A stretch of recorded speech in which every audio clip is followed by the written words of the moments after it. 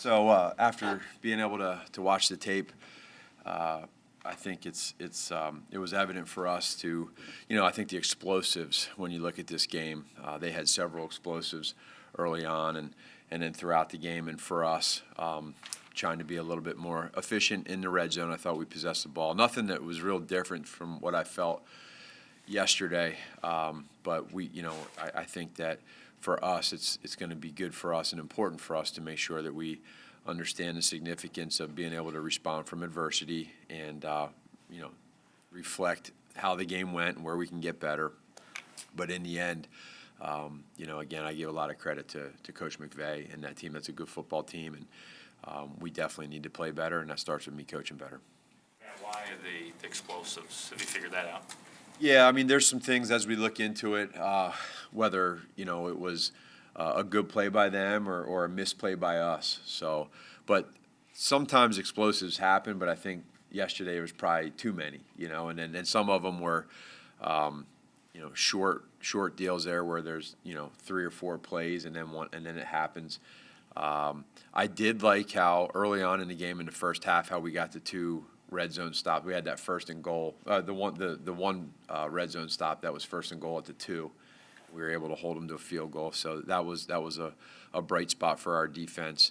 And then to be able to come out, I thought it was big in the third quarter, for them to get that touchdown early on, that big touchdown, that big explosive. For us to respond to that with a touchdown, and then it just kind of went back and forth. They had 3 possessions in the 3 real possessions in the third and fourth quarter, and they had 3 touchdowns. How frustrating is it to see Cup kind of get behind? There's like 13 guys. I think they were 13 yards behind him.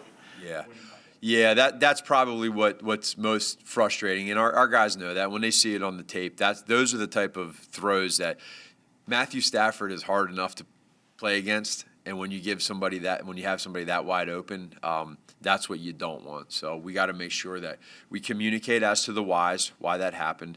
But for sure, I mean, those are the ones that we got to eliminate. Matt, there was such a big buildup for Sean and his impact on this defense. It was, frankly, kind of a letdown for people to see, not just that the defense gave up 34 points, but the way they did. Missed assignments, apparently, missed tackles. It was just, I guess, disappointing. And I'm curious, was that just kind of a rookie game for a coordinator, or what happened on those big plays? There's probably a lot that goes into it, and that's something that I have a lot of faith in Sean and our players in understanding that you go up against a potent offense and a pretty good team like the Rams. You better know what you're doing on every single play. And Sean's, we got together this morning as a staff, and we watched the film and went through different scenarios of the game. And there's some calls when you look through it, just like us as play callers, as everybody. There's some that you want back and that you put on yourself, and then there's others too where you're like, what, this guy could have made a play here or there. And then there's some plays where, like that 4th and 1 that they had a 4th and 1, the bootleg to the right.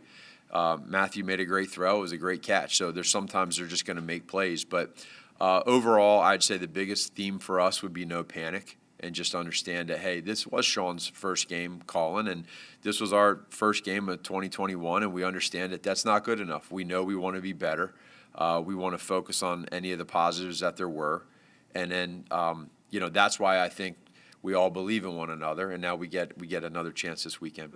The play where both Gibson and Eddie Jackson failed to touch Jefferson on the ground. I know you call that like a learning lesson, but to a lot of people that's an inexcusable mistake that anybody in high school knows an NFL player instinctively should do. And I guess the question is, that seems like a systemic or just an issue from the top that maybe what he's teaching they're not quite getting. So what kind of a problem is that to you when you see something like that?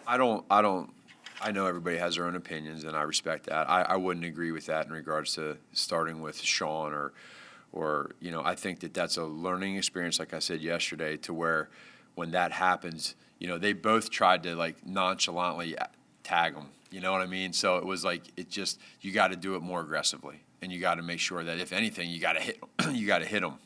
You know what I mean? So don't put any gray in it to where when he gets back up and runs that you didn't touch him. That's probably the biggest thing. And those guys, I'll guarantee you that entire defense will learn from that. And our offensive players will learn from that too. If you're not touched, stand up and run and turn it into a touchdown. So I know that Sean is teaching those guys the right thing to do, and I know that those guys will definitely learn from it.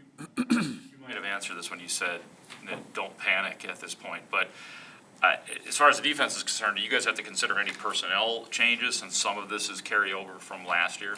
Well, we always look at everything each week. We just want, every opponent that you face for different reasons is different schematically on how you look at that. So sometimes you might go into a game if it's on defense and you might want to play bigger personnel, right? You might want to play smaller people. So that's something that we'll look at the beginning of the week. And then we also are going to evaluate all these players. We need to make sure that everybody that's out there playing in all three phases is doing their job, and we're all being evaluated each day. So we'll do that. And again, you guys have heard me say this before, and I truly believe this, but it's really not an effort thing, but we do need to get it going, right? We need to get that. I think the biggest thing is really just get that energy and that swag back, and they'll do that. I have a lot of belief in our guys. Matt, what was the? They're still trying to get their arms around the 4th and 15 call. I know you said you liked the play call. Did you in the moment have the opportunity to evaluate the game situation, the difference in a 10-point game versus a 13-point game, all the stuff that comes with it, the odds against 4th and 15? And would you approach that situation differently? I'm not saying would you change the call, but the whole process, if it comes up again. So I think that's one of those situations where you could look at both sides of it, and some of that hub goes into the game flow and how it's gone. At that point in time, I just felt like for us to be able to be more aggressive and get that first down and try to go in there and get a touchdown and make it closer, with it being where it was in the fourth quarter, with us needing 2 scores after you get a field goal, it's still 10 points. And the way the game was going for us on the other side was probably more of leaning that way. If the game was a different situation and it wasn't as high scoring, it was in, 10 or 15 points by the opponent, then maybe the field goal, I would have went that route.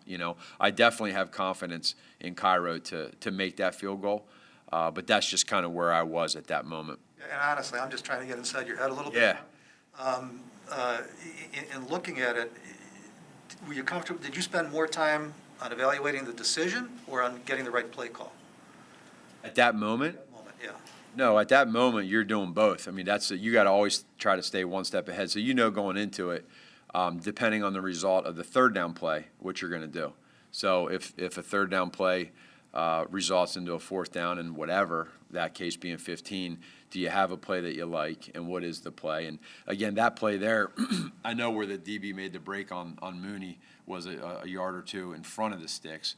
And that's all stuff that we talked through too, with the way that he got rerouted and how that played out. But I just think that that's something where when you look back, those are situations that you say, would you have done this or that differently? And I think for that moment, the way the game was going, I felt comfortable with both. Matt, everyone's kind of looking at Dalton's throw chart today. It's completions and the fact that he didn't get anything, 20 yards or whatever. Is that?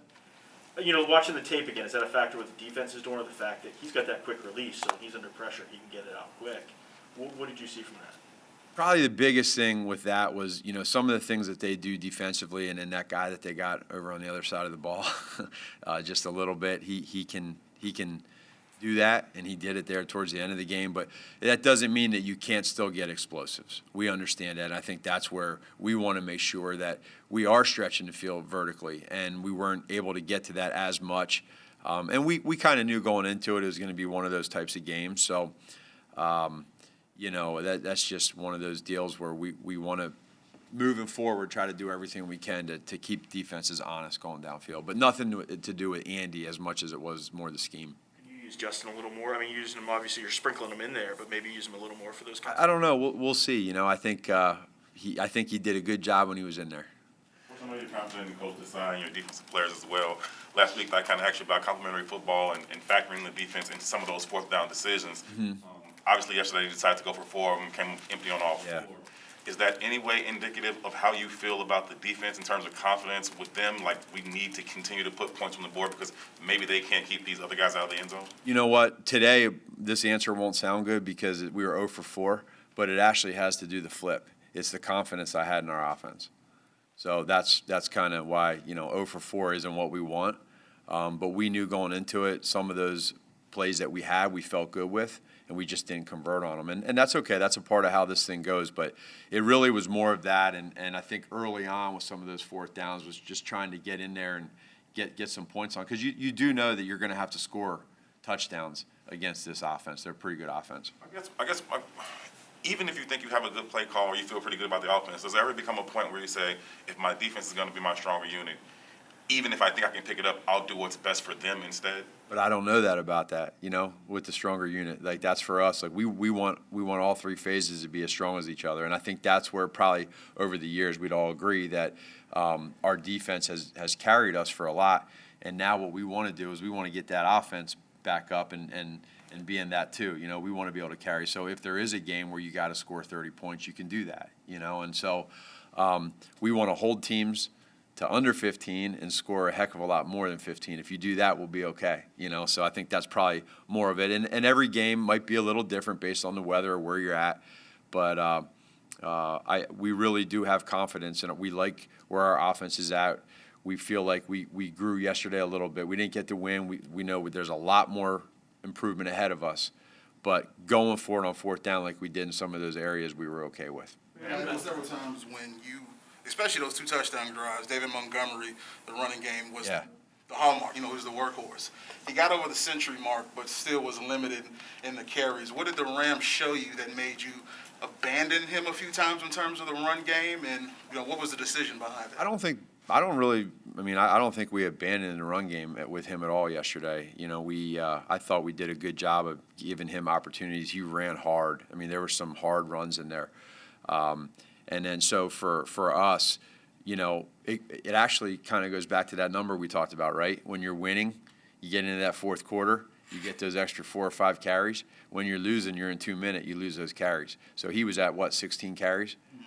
So we were behind in the fourth, and we turned into more of a 2-minute team than a 4-minute team. So that's probably where some of those carries were lost. Did he surprise you at all with his production? He talked about No. Who, David? Yeah. No. He came out, and he's had a great training camp. I thought this past week in practice, he looked really fast. He looked quick. And it didn't shock me at all by that 41-yard run to start the game. That was a strong run. That touchdown run that he had was special now. To break a tackle from Aaron Donald and another D tackle and be able to, get in there and fight for that extra yard, that shows who he is. So I'm proud of him for that. On the What pick went that into Andy threw. making Duke Shelley inactive in this? Say that again? What went into the decision, the philosophy of Duke Shelley being inactive? Yeah, some of that is, you have the defensive side of where they want to go in regards to the nickel position, and then you have some special teams too. So every week it's a little bit different. Duke's had a great training camp, and we feel good with him. So, we'll see where that goes. But a lot of that sometimes is just numbers. On the pick that Andy threw, I know it's Yeah. deflected, but I've watched it like 10, 15 times. I believe he said he was throwing it to Darnell. Mm-hmm. It looks like if Young doesn't tip that ball, it's going 5 yards behind Darnell and 5 yards in front of the other receiver. So was there a missed read or opportunity? Yeah, well, they were working through a route combo there, and for them, once that ball got tipped, I think it made it look a little bit worse than what it was supposed to be. But there's an option there that they can do with the leverage that they get from the defender. So that part was a little bit off, but the decision for him to go there, he just thought he could make it and get it to Darnell, and unfortunately wasn't able to. And the kid tipped it, and then the other guy made a great play on the ball. Matt, I know this is just one game, it's just the beginning and the start, but to Bears fans, every game is telltale. Yep. So after seeing Andy Dalton live, I think what Bears fans want to know is, what does Dalton give you that at this point Justin Fields does not? Well, that's a good question. I understand it. But when you look back and you say, and after you're able to watch the tape and see where you're at, you know that, we talked about, and I brought it up in regards to producing and scoring touchdowns and winning. And so we're always evaluating that. But I thought that Andy did a pretty good job yesterday of being able to, get the ball out to guys where he needed to in certain situations. You look back, and the biggest error that he had was that interception to start the game. And sometimes those can be big ones because that's a momentum deal right on third down. So, without getting into the comparisons too much, I just think that right now when we're evaluating Andy, that I thought he did a good job of being able to put us in good situations, and then using Justin when we did. Justin did well too. Matt, what do you Forum, Ears, Montgomery? No updates today. No, they're actually working through all that, so once we get them through that, we'll know more, but nothing today.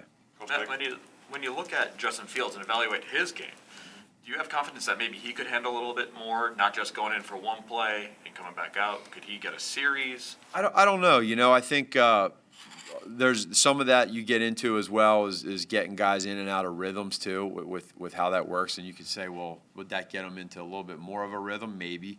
But some of that is strategic too, which obviously I'm not going to get into here with what we would do. But I do say this, working off of what we went with yesterday and how he did, I thought he did a good job. And I said that last night in the press conference that, his very first play, throwing that completion there it was a little bit inside, but it was a good decision for him. And I like that. And that's a big moment. So he's used to those moments, and he's just got to keep doing his thing and understanding where we're at. And he had a great week of practice last week, albeit on the second team. He had, the look team. He had a really good week, and he got better. I mean, so I just want him to keep doing that and understanding where we're at. I know you can't go into detail. Sorry, I know you can't go into details about the plan, but does anything he do in week one change that plan or kind of change the timeline? Do you reassess after his debut?